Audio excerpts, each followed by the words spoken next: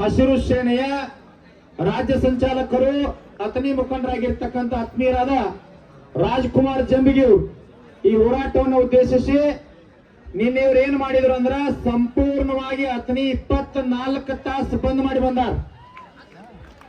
ಅಥಣಿ ರೈತ ಸಂಘಟನೆ, ವಕೀಲರು, ದಲಿತ ಪರ ಸಂಘಟನೆ, ಕನ್ನಡ ಪರ ಸಂಘಟನೆ ಎಲ್ಲಾ ಸಂಘಟನೆಗಳು ಒಕ್ಕೂಟ ಮಾಡಿಕೊಂಡು ಸಂಪೂರ್ಣ ಅಥಣಿ ಬಂದ್ ಮಾಡ್ಯಾರ.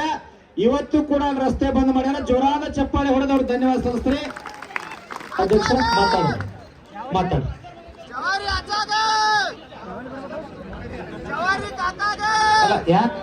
ಅಜ್ಜ ಅಜ್ಜ ನಿನಗೆ 90 ವರ್ಷ ನೀ ಹಿಂಗ್ಯಾಕ್ ಮಾಡಕತ್ತಿ? ಕೊಡ್ ಸಮಾಧಾನ ಮಾಡ್ತೀನಿ ಕೊಡ್ರಿ ಕೊಡು. ಅಜ್ಜ ಮಾನ್ಯ ಚಾ ಮಾಡ ಚೆನ್ನೆ ತಾಡಿ ಸಕ್ಕರೆ ಖಾಲಿ ಆಗ್ಯದ. ಬಾ ಇಲ್ಲಿ ಬಾ ಬಾ ಕುಡ್ರಿ ಬಾ ಮಾಡ್ತಾಡಕ್ ಬಾ. ನೀ ಇನ್ನೇನು ಮಾತಾಡಿ ಹೋಗ್ಬಿಡವನ ಮಾತಾಡಿ ನಾನು ಕುಡಿಸಿ ಹೋಗ್ಬಿಡವ. ಕುಂಡ್ರಿ ಇಲ್ಲಿನ ನಿನಗೆ 6 ಗಂಟೆ ತನಕ ಕೊಡಂಗಿಲ್ಲ. 6ಕ್ಕೆ ಮಾತಾಡಿದ್ವಿ ಕುಂಡ್ರಿ. ಮಾತಾಡಿದ್ರಿ ಅಧ್ಯಕ್ಷರು ಮಾತಾಡಿ. ವೇದಿಕೆಯ ಮೇಲೆ ದಿವ್ಯ ಸಾನ್ನಿಧ್ಯವನ್ನು ವಹಿಸಿರ್ತಕ್ಕಂಥ ಪರಮ ಪೂಜ್ಯರಿಗೆ ಹಾಗೂ ಈ ಒಂದು ಹೋರಾಟದ ಮುಂಚೂಣಿಯಲ್ಲಿ ನಿಂತು ರೂಪುರೇಷೆ ಹಾಕುತ್ತಿರುವ ಶಶಿಕಾಂತ್ ಗುರೂಜಿಯವರೇ ಹಾಗೂ ಕರ್ನಾಟಕ ರಾಜ್ಯ ರೈತ ಸಂಘದ ರಾಜ್ಯಾಧ್ಯಕ್ಷರಾಗಿರ್ತಕ್ಕಂಥ ಚೂನಪ್ಪಣ್ಣ ಪೂಜಾರಿ ಅವರಿಗೆ ನನ್ನ ನಮಸ್ಕಾರಗಳನ್ನು ತಿಳಿಸುತ್ತಾ, ಇವತ್ತಿನ 7ನೇ ದಿನದ ಹೋರಾಟಕ್ಕೆ ಅಣಿಯಾಗಿರ್ತಕ್ಕಂಥ ಎಲ್ಲ ನನ್ನ ರೈತ ದೇವರುಗಳಿಗೆ ನನ್ನ ಹಣೆಮಣಿದು ಹೋರಾಟದ ಪ್ರಯುಕ್ತವಾಗಿ ಗುರ್ಲಾಪುರ ಕ್ರಾಸಲ್ಲಿ ಏನು ಕಬ್ಬಿನ ಬೆಲೆ ನಿಗದಿ ಆಗ್ಬೇಕಂತೇಳಿ 7 ದಿನದಿಂದ ಹೋರಾಟ ನಡೆದೈತಿ. ಈ ಹೋರಾಟ ರಾಜಕಾರಣಿಗಳ ಕಣ್ಣಾಗ ಹೆಂಗೆ ಕಾಣ್ಲತ್ತೈತಿಪ್ಪ ಅಂತಂದ್ರ ಶಶಿಕಾಂತ್ ಗುರೂಜಿಯವರು, ಚೂನಪ್ಪ ಪೂಜಾರಿ ಅವರು ದುಡ್ಡಿಗಾಗಿ ಹೋರಾಟ ಮಾಡ್ಲಕತ್ತಾರ ಅಂತ ಹೇಳಿ ನಮ್ಮ ಅಥಣಿ ಭಾಗದಾಗ ಕೆಲವೊಂದಿಷ್ಟು ಮೀಸೆ ಬಿಟ್ಟರು ಗಂಡಸರು ಮಾತಾಡ್ತಾರೆ. ಆ ಗಂಡಸರಿಗೆ ಒಂದು ಕಿವಿ ಮಾತು ನಾವು ಹೇಳಬೇಕಾಗದ ಈ ವೇದಿಕೆ ಮುಖಾಂತರ. ಹೌದು, ಶಶಿಕಾಂತ್ ಪಡ್ಸಲಿಗೆ ಅವರು, ಚೂನಪ್ಪ ಪೂಜಾರಿ ಅವರು ದುಡ್ಡಿಗಾಗಿನ ಹೋರಾಟ ಮಾಡ್ಲಕತ್ತಾರ. ಅದು ಎಂತ ದುಡ್ಡ? ಕಬ್ಬಿಗೆ 1 ಟನ್ಗೆ 3,500 ರೂಪಾಯಿಗಾಗಿ ಹೋರಾಟ ಮಾಡ್ಲಕತ್ತಾರ.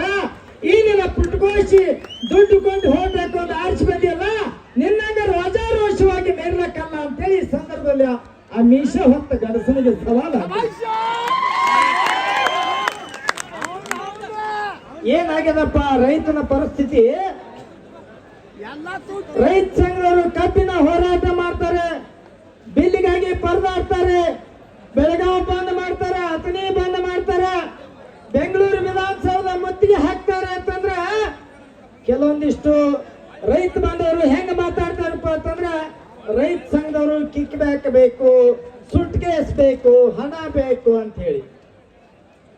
ಮತ್ತೆ ಈ ರಾಜಕಾರಣಿಗಳು ದುಡ್ಡು ಕೊಟ್ಟು ನಮ್ಮನ್ನ ಹೋರಾಟ ಮಾಡಿಸಿದ್ರ, ನಮಗೆಲ್ಲ ದಿನನಿತ್ಯ ಹೋರಾಟಕ್ಕೆ ದುಡ್ಡು ಕೊಟ್ಟಿದ್ರ, ಗುರುಗಳು ಯಾಕೆ ಪಟ್ಟಿ ಮಾಡಿ ಕಾರ್ ಗಾಡಿ ತರ್ತಿದ್ರು, ಚೂನಪ್ಪ ಪೂಜಾರಿ ಹೊಲ ಯಾಕೆ ಮಾರಿ ರೈತ ಸಂಘ ಕಟ್ತಿದ್ದ, ರೈತ ಸಂಘದವ್ರು ಯಾಕಿನ್ನ ತನ ಗುಡಿಸಲೊಳಗೆ ವಾಸ ಮಾಡ್ತಿದ್ರು. ನಾವು ಐಷಾರಾಮಿ ಬಂಗ್ಲೆ ಒಳಗೆ ಇರ್ತಿದೀವಿ, ಹೈಫೈ ಕೋರ್ಟ್ ಗಟ್ಲೆ ಕಾರ್ಗಳನ್ನ ತರ್ತಿದ್ವಿ, ನಿಮ್ಮಂಗೆ ನಾವು ಮೇರಿತಿದ್ದೀವ್ರಿ. ನೀವು ಕೊಟ್ಟ ದುಡ್ಡ ಎಲ್ಲಿ ಹೊತ್ತು ಯಾರಿಗೆ ಕೊಟ್ರಿ? ರೈತ ಸಂಘದ ಹೆಸರು ಹೇಳಿಕೊಂಡು ದುಡ್ಡಿಗಾಗಿ ಹೋರಾಟ ಮಾಡ್ತಕ್ಕಂಥ ಗಡಸ ನೀ ಎಷ್ಟು ಕೊಟ್ಟಿದಿ ಬಂದು ವೇದಿಕೆ ಮ್ಯಾಗ ಹೇಳು. ಅದ್ರ ದುಪ್ಪಟ್ಟು ರೊಕ್ಕ ನಮ್ಮ ರೈತರು ಕೊಟ್ಟು ತೀರ್ಸ್ತಾರೆ. ಇವತ್ತು ರೈತ ದೇಶದ ಬೆನ್ನೆಲುಬು ಅಂತ ಹೇಳಿ ರಾಜಾರೋಷವಾಗಿ ಪ್ರಚಾರಕ್ಕೆ ಬಂದಾಗ ಹೇಳ್ತಿಯಲ್ಲೋ ಬಾಬಾ, ರೈತ ದೇಶದ ಬೆನ್ನೆಲುಬು ಅಂತಕ್ಕಂಥದ್ದು ಇವತ್ತು ಪುಸ್ತಕದೊಳಗೆ ಮಸ್ತಕವಾಗಿ ಮೆರೆಯಕತ್ತೈತಿ. ಯಾಕಪ್ಪ ಅಂತಂದ್ರ ಅರ್ಧ ತಾಸಿಗೊಬ್ಬ ರೈತ ಆತ್ಮಹತ್ಯೆ ಮಾಡ್ಕೊಳಕತ್ತಾನ. ನಾವು ದೇಶದ ಬೆನ್ನೆಲುಬು, ದೇಶದ ಮಾಲೀಕರು ನಾವಾಗಿದ್ವಿ ಅಂದ್ರ ನಾವ್ಯಾಕೆ ಆತ್ಮಹತ್ಯೆ ಮಾಡ್ಕೊತಿದ್ರು? ನಮ್ಮ ರೈತರು ಯಾಕೆ ವಿಷ ಕೊಡ್ತಿದ್ರು? ಯಾಕೆ ನೇಣು ಹಾಕೊಳ್ತಿದ್ರು? ಯಾಕೆ ನೇಣು ಹಾಕೊಳ್ಳೋದು ವಿಷ ಕುಡಿದು ಮಾಡಕತ್ತಾರಂದ್ರ ಕಬ್ಬ ಬೆಳೆಯಕ ಬ್ಯಾಂಕ್ನಿಂದ ಸಾಲ ತಂದವರು, ಬ್ಯಾಂಕ್ನವರು ಸಾಲ ತುಂಬಲಾರ್ಕ ಹೊಲ ಹರಾಜ್ ಹಾಕಾಕತ್ತಾರ.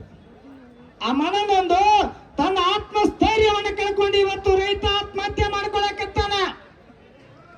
ಅಷ್ಟು ನೀನು ಚುನಾವಣೆಗೆ ಬಂದಾಗ ರೈತ ರಾಷ್ಟ್ರದ ಬೆನ್ನೆಲುಬು, ನೀವು ನಮ್ಮ ಮಾಲೀಕರು ಅಂತ ಹೇಳಿದ್ರಲ್ಲ ಪುಣ್ಯತ್ತರ, ಬಾ ಇವತ್ತು 1 ಟನ್ ಕಬ್ಬಿಗೆ 3,500 ರೂಪಾಯಿ ಬೆಲೆ ಘೋಷಣೆ ಮಾಡಿ ಹೋಗ್ಬಾ.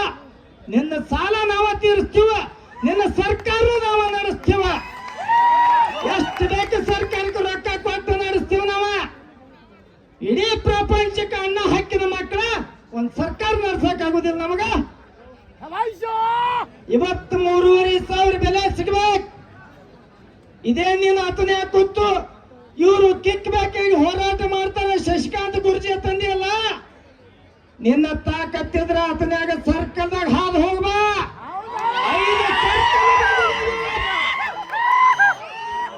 5 ಸರ್ಕಲ್ ಬಂದಿದಲ್ಲ, ನಿನ್ನೆ ಹಿಡಿದ ರೋಡ್ ಮ್ಯಾಗಿನ ಕೆಚ್ಚ ಬೆಂಕಿ ಹರಿಲ್ಲ.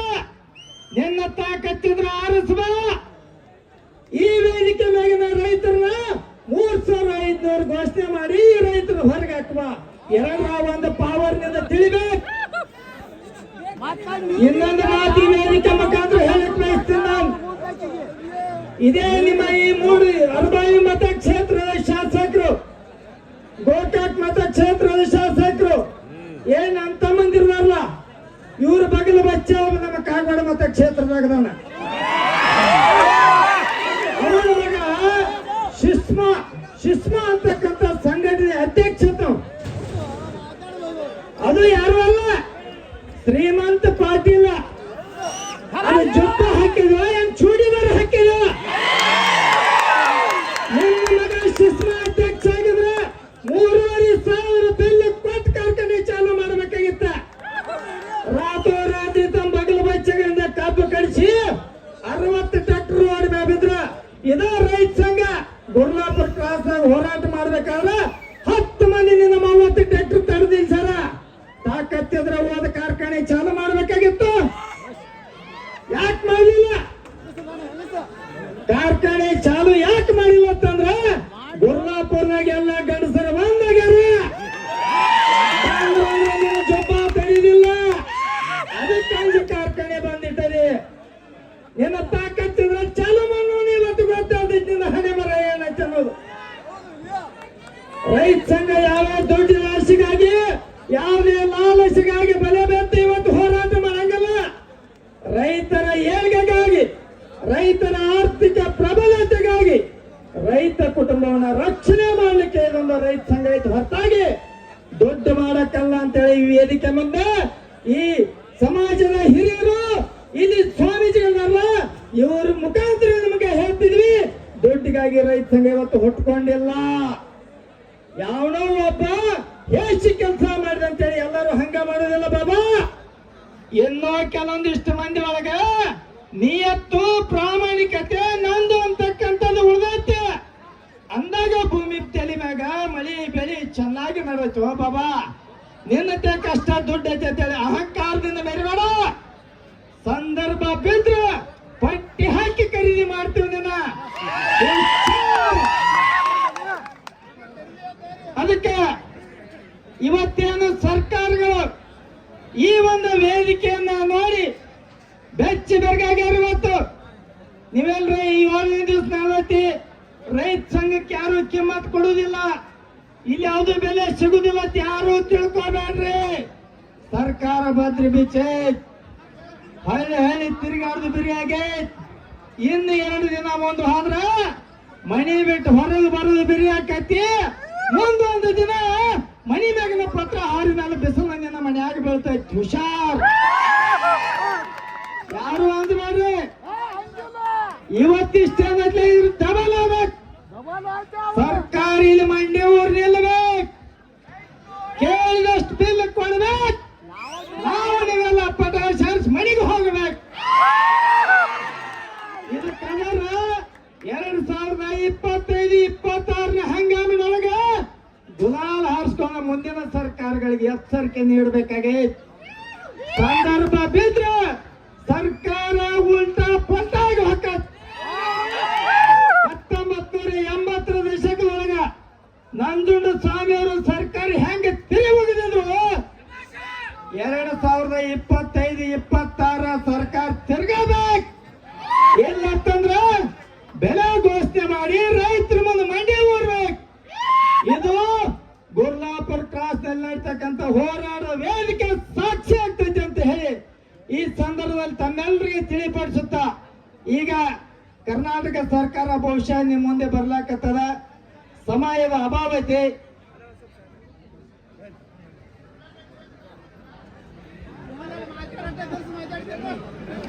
ಈಗಲೇ ನಮ್ಮ ಯಾದಗಿರಿ ಜಿಲ್ಲೆ ಮುಖಂಡರು ಬಂದಾಗ ನಮ್ಮ ಬೆಳಗಾವಿ ಜಿಲ್ಲಾದವ್ರಿಗೆ ಮಾಹಿತಿ ಐತಿಲ್ಲ ಗೊತ್ತಿಲ್ಲ, ಆದ್ರೆ ನಮ್ಮ ರಾಜ್ಯ ಮುಖಂಡರಿಗೆ ಮಾಹಿತಿ ಐತಿ. ಕೃಷ್ಣ ಸಹಕಾರಿ ಸಕ್ಕರೆ ಕಾರ್ಖಾನೆ ಹಳ್ಯಾಳ್ ಇವತ್ತು ಯಾವ ಪರಿಸ್ಥಿತಿಗೆ ಬಂದೈತ್ರಿ? ಒಂದು ತಿಂಗಳ ಹಿಂದೆ ಬರ್ತೇವ್ರಿ, ನಾ ಅದನ್ನೇ ಹೋಟ್ ಹಾಕ್ರಿ, ಅಭ್ಯರ್ಥಿಗಳನ್ನ ಯಾರು ನೋಡ್ಬೇಡ್ರಿ, ನನ್ನ ನೋಡಿ ಮತ ಹಾಕ್ರಿ ಅಂತ ಹೇಳಿ ಹೋದ ಮನುಷ್ಯ ಮನೆ ಬಿಟ್ಟು ಹೊರಗೆ ಬಂದಿಲ್ಲ ಪುಣ್ಯಾತ್ಮ. ಎಲ್ಲಕ್ಕೆಲ್ಲ ಪೆಣನ ಅವನ ಬಂದವು, ಅವನು ನಂಬಿ ರೈತರೆಲ್ಲ ಹೋಟ್ ಹಾಕ್ಯಾರ. ಆ ಹೋಟ್ ಹಾಕಿದವ್ರು ಭೇಟಿ ಆಗ್ಲಕ್ ಬಂದಿಲ್ಲವ. ಯಾಕೆ ಬಂದಿಲ್ಲ ಅಂತಂದ್ರ ಗುಂಡಗಲ್ ಹೋಗಿತಾರ ಅವ್ನ್ ಗೊತ್ತೈತಿ, ಗುಂಡಗಲ್ ಹಾಡ್ತಾರ ಗೊತ್ತೈತಿ. ಅದಕ್ಕೆ ಅವಳಿಗೆ ಮುಖಾಂತರ ಹೇಳ್ಬೇಕಾಗೈತಿ. ಏನಾದ 500 ಕೋಟಿ ಸಾಲ ಮಾಡಿ ಅಲ್ಲಿ ಹಿಂದ್ಗಡೆ ಸ್ವಲ್ಪ ಎಲ್ಲರೂ ಶಾಂತವಾಗಿ ಕೂತ್ಕೋಬೇಕು. ಎಲ್ಲರೂ ಹಿಂದ್ ಸರ್ ಕೂತ್ಕೊಡ್ರಿ. ಇಲ್ಲಿ ಮಾಧ್ಯಮಿತ್ರ ದಯವಿಟ್ಟು ಮಾಧ್ಯಮಿತ್ರಿಗೆ ಯಾರಿಗೂ ತೊಂದರೆ ಕೊಡ್ಬೇಡಿ.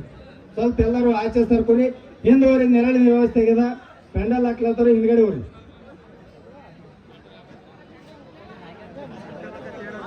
ಕೃಷ್ಣ ಸಕ್ಕರೆ ಕಾರ್ಖಾನೆ ನಿರ್ದೇಶಕರಿಗೆ ಸಂದೇಶ. 500 ಕೋಟಿ ರೂಪಾಯಿ ಸಾಲ ಮಾಡಿ 35 ಕೋಟಿ ರೂಪಾಯಿ ನುಕ್ಸಾನ್ ತೋರ್ಸಿರಿ. ಈ ಸೀಸನ್ ತೀರಿಸ್ತೀವತ್ ಹೇಳ್ತೀರಿ. ಕಬ್ಬ ನಿಮಗೆ ಯಾರು ಕೊಡವ್ರ? ನೀವು ಬಿಲ್ಲ ಕೊಡಂಗಿಲ್ಲ, ಬಿಲ್ಲು ಘೋಷಣೆ ಮಾಡಂಗಿಲ್ಲ. ಕಬ್ಬ ಯಾರು ಕೊಡೋರು ಬೇಕಲ್ಲ? ಕಬ್ಬ ಕೊಟ್ರ 500 ಕೋಟಿ ಸಾಲ ತೀರ್ಸವ ರೈತರು. ಇವತ್ತು ಕೃಷ್ಣ ಸಕ್ಕರೆ ಕಾರ್ಖಾನೆ ಬೆಲ್ಲ ಕಬ್ಬ ಕೊಡೋದಿಲ್ಲ. ಯಾಕೆ ಕೊಡೋದಿಲ್ಲ ಅಂತಂದ್ರ ಇದ ಶಶಿಕಾಂತ್ ಪಡ್ಸಲಿಗೆ ಗುರುಗಳ ಅವ್ರ ಕಾರ್ಖಾನೆಗೆ 2018-19ನೇ ಸಾಲಿನ 200 ರೂಪಾಯಿ ಬಿಲ್ ದಶಂದು ಹೋರಾಟ ಮಾಡಿದ್ರಲ್ಲ, ಅದರ ಪ್ರತಿಫಲವಾಗಿ 7 ಲಕ್ಷ ನುರಿಸಿದ ಕಬ್ಬ ಹೋದ ಸೀಸನ್ 5 ಲಕ್ಷ ನುರಿಸಿ ಮಾರಾಯ. ಈ ವರ್ಷ ನೀ 2 ಲಕ್ಷ ನುರಿಸಿ ತೋರ್ಸ, ನಿನಗೆ ಕಬ್ಬ ಕೊಡುದಿಲ್ಲ. ರೈತರ ವಿಶ್ವಾಸ ಕೆಡ್ಸ್ಕೊಂಡಿ. ಇನ್ನು ನೀ ಕಾರ್ಖಾನೆ ಹೊಸಾದ ಮಾಡವಿದ್ದೆ ಅಂತಂದ್ರ ಅದನ್ನ ಸಾಲ ತೀರ್ಸಿ ರೈತರಿಗೆ ನೀವು ಒಳ್ಳೆಯ ಮನುಷ್ಯ ಅನ್ಸ್ಕೊಳ್ಳವಿದ್ದೆ ಅಂತಂದ್ರ 3,500 ಘೋಷಣೆ ಮಾಡ. ಕಾರ್ಖಾನೆ ನಿಮ್ಮ ಮನಿದಲ್ಲ, ನಮ್ಮದೈತಿ ಕಾರ್ಖಾನೆ. ಅದು ಅದೇನು ಖಾಸಗಿ ಮಾಡಿ ತಂದಲ್ಲ, ಸಹಕಾರ ಸ್ವಾಮ್ಯದ ಕಾರ್ಖಾನೆ ಐತಿ. 3,500 ಘೋಷಣೆ ಮಾಡು. ಆ ನಷ್ಟಕ್ಕೆ ನಾವು ಹೊಣೆಗಾರ ಹಾಕಿವ್. ನಿನ್ನ ಬೇರೆ ನಾವು ತುಂಬಲಾಕ್ ಬರ್ತೇವೆ. ಅದ್ರ ಪಾಲಕ್ ನಮ್ಮ ರೈತರ ಪಾಲಕ್ ನಾವು ಹೊಣೆಗಾರರು. ಸಾಲ ತುಂಬಲಕ್ ತಯಾರು. ನಿಮ್ ಮನ್ಯಾಗರೇರು ಹೊರಗರೇರು ಸದ್ಯ 3,500 ಘೋಷಣೆ ಮಾಡು. ನಿನ್ನ ಕಬ್ಬ 7 ಲಕ್ಷ ಟನ್ ಅಲ್ಲ, 10 ಲಕ್ಷ ಟನ್ ಇದೆ. ರೈತ ಸಂಘ ಕಬ್ಬ ಕೊಡ್ತೈತಿ ನಿನಗ. ಅದೇ ಈ ಮಾತ ನೀ ಸರ್ಕಾರದಾಗ ಸಚಿವಿದ್ದಾಗ ಹೇಳಿದ್ರೆ ಹೌದಪ್ಪ ಮಗನ ಅಂತಿದ್ದೇವೆ ನಾವು. ಇಲೆಕ್ಷನ್ ಆರಿಸಿ ಬಂದಿದೆ ಅಂತ ಹೇಳಿ ರೋಷಾವೇಶದ ವಿಧಾನಸೌಧದಾಗ ಏನ್ ಹೇಳ್ತಿದಪ್ಪ? ರೈತರಿಗೆ ಬಹಳ ನಷ್ಟದವರು, ಅವ್ರಿಗೆ ಬಿಲ್ ಹೆಚ್ಚಿನ ಪ್ರಮಾಣದಾಗ ಬೇಕು, ಸರ್ಕಾರ ಇಷ್ಟು ಸಬ್ಸಿಡಿ ಕೊಡ್ರಿ, ಸರ್ಕಾರದವ್ರು ಇಷ್ಟು ಸಹಾಯಧನ ಕೊಡ್ರಿ. ಇವತ್ತು ಹೇಳು ಅದ ನಿನ್ನ ಬಲಗೈ ಒಬ್ಬ ಶಾಸಕದನ್ನ ರಾಜಕ್ಕಾಗಿ ಅಂತೇಳಿ ರೈತರು ಕೇಳ್ತಕ್ಕಂಥದ್ದು ಯೋಗ್ಯವಾದ ಬೆಲೆ ಐತಿ, ಸರ್ಕಾರ ಕಾಳಜಿ ಮಾಡ್ಬೇಕಂತ ರಾಜಕ್ಕಾಗಿ ಅವ್ರು ಹೇಳ್ದಂಗ ಇವತ್ತು ಲಕ್ಷ್ಮಣ್ ಸವದಿ ಅವ್ರು ಹೇಳಿ ನೋಡೋನು. ಹೇಳಿ ಅವತ್ತು 3,500 ಘೋಷಣೆ ಮಾಡ್ಲಿ. ಅದೊಂದ ಕಾರ್ಖಾನೆ ಚಾಲು ಇಡ್ತೇವೆ ನಾವು. ಹತ್ತನೇ ಒಳಗೆ ಎಲ್ಲ ಬಂದ್ ಮಾಡ್ತೇವೆ. ಅದೊಂದ ಕಾರ್ಖಾನೆ ಚಾಲು ಇಡ್ತೇವೆ. ಘೋಷಣೆ ಮಾಡಿ ನೋಡೋನು. ಮಾಡೋದಿಲ್ಲ. ಯಾಕೆ ಮಾಡೋದಿಲ್ಲ ಅಂತಂದ್ರ ಅವ್ರು ಬರೋವ್ರ 5 ವರ್ಷಕ್ಕೊಮ್ಮೆ 15 ದಿವಸ ನಾಟಕದೊಳಗಿನ ಪಾತ್ರ.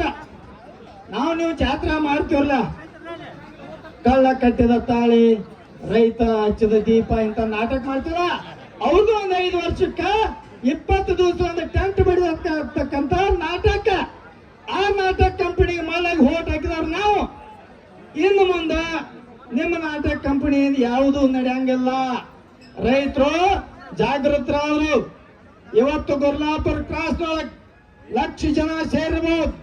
ಹೋರಾಟ ಮುಂದುವರೆದ್ರ ಅತನಿ ಒಳಗ ಒಂದೊಂದು ಸರ್ಕಲ್ಗೆ ಸಾವಿರ ಜನ ಅದಾರ ಇವತ್ತು.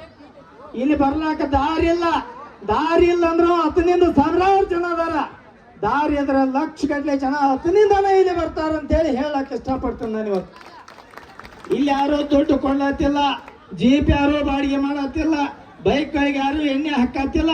ಸ್ವಂತ ಖರ್ಚ್ಲೆ ಸ್ವಂತ ತಮ್ಮ ದುಡಿಮೆಯಿಂದ ಗಳಿಸಿದ ಹಣದಿಂದ ಇವತ್ತು ಈ ಹೋರಾಟದ ಭಾಗಿಯಾಗತ್ತಾರಲ್ಲ, ಇದು ಐತಿಹಾಸಿಕ ಗೆಲುವು ಆಗೇ ಆಗ್ತದೆ ಅಂತ ಹೇಳಿ ಈ ಸಂದರ್ಭದಲ್ಲಿ ನನಗೆ ಮಾತನಾಡಲಿಕ್ಕೆ ಅವಕಾಶ ಮಾಡಿಕೊಟ್ಟಿರ್ತಕ್ಕಂಥ ಎಲ್ಲಾ ನನ್ನ ರೈತ ದೇವರುಗಳಿಗೆ ನಮಸ್ಕಾರಗಳನ್ನು ತಿಳಿಸುತ್ತಾ ನನ್ನ ಮಾತುಗಳಿಗೆ ವಿರಾಮ ನೀಡ್ತಾ ಇದ್ದೀನಿ. ಜೋರಾಗಿ ಜಯಕಾರ ಬರ್ಬೇಕು. ಕರ್ನಾಟಕ ರಾಜ್ಯ ರೈತ ಸಂಘಕ್ಕೆ ಹಸಿರು ಶಾಲೆಗೆ ಬರಲು ಎಲ್ಲಿಯವರೆಗೆ ಹೋರಾಟ